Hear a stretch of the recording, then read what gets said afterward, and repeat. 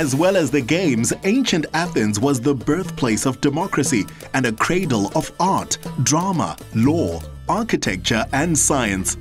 What this city has been to the world, Nefeli is bringing to Cameron's focused sporting life. They're each broadening one another's horizons, and as a friend of the champ, Mops can see it. Nefeli, Cameron, thank you so much for having me here over your special week.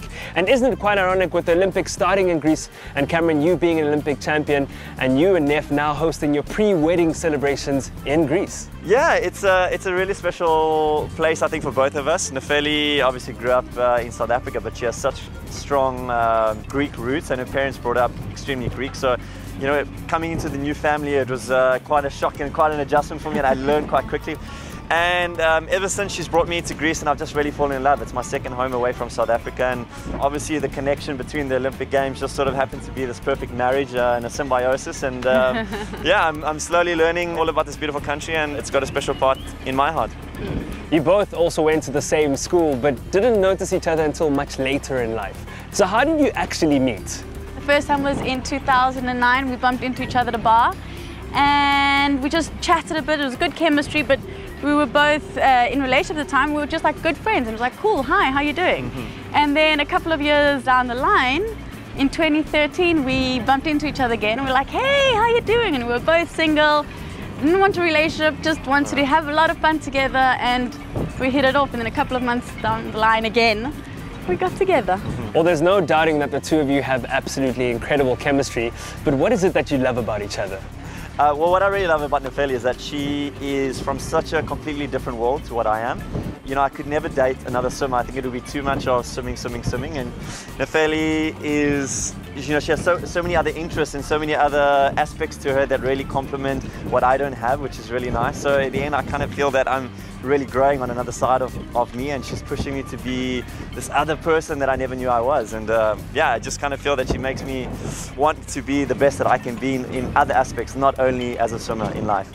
Perspective is to be found everywhere in this home of philosophy and critical thinking, where every profession had a patron god amongst the Olympians. VASILIS, we're at the Temple of Zeus, and I can see this was a massive structure, but there isn't much left of it. This is the biggest temple in Greece, and it has been forever. This is built to honor the god Zeus, the god of thunder and sky. It still remains the biggest monument. It used to have 104 columns, 26 meters high. It has a strange history. It was only finished 600 years later, after the Roman Emperor Hadrian came to Athens as a conqueror, that he helped fulfill and finish this temple. Unfortunately, 100 years later, barbarian invasions happened to Greece, that they demolished the temple in such a way that it was never used again.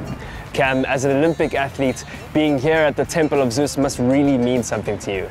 Visiting the temple, yeah, it's extremely special to me. It's, you know, the god that the Olympic Games was dedicated to, and sort of takes me back to the memories of the Games and why you do it, and the honor and the victory, and, you know, to be the best and the strongest, and that's what we fight for. So it's always nice to come back and see these sort of historic things, and especially to be back here with Nefeli, my Greek goddess. I think it's very fitting.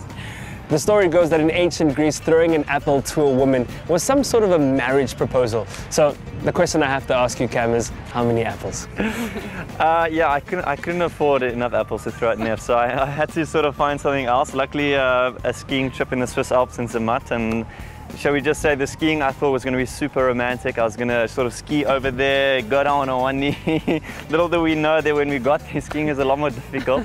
Eventually, we had this whole thing planned, and things were going sort of wrong after the next, really stressing.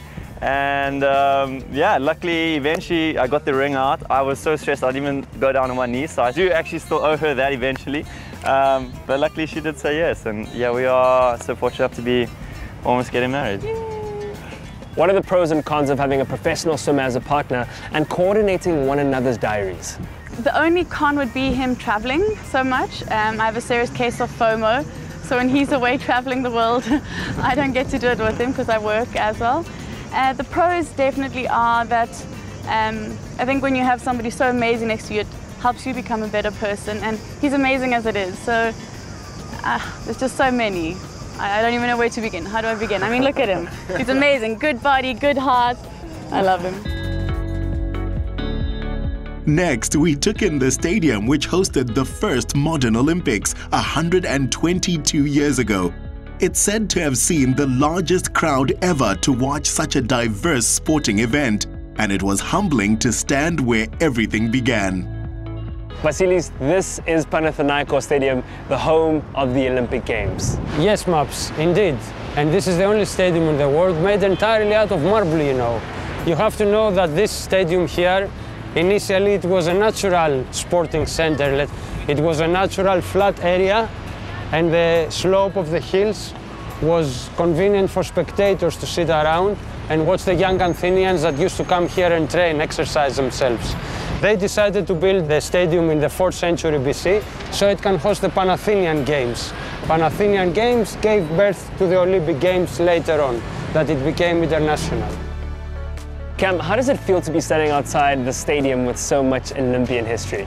The Olympic Games has been such a huge part of my life, and I owe so much of where I am right now to the Olympic Games. So to be outside here where the first one took place, it feels sort of just that closeness of coming back to that special part of my life and how much it really means to me. Your life changed at the Olympic Games in 2012 in London, where you went on to race to gold and also went on to break a world record in your 100-meter breaststroke.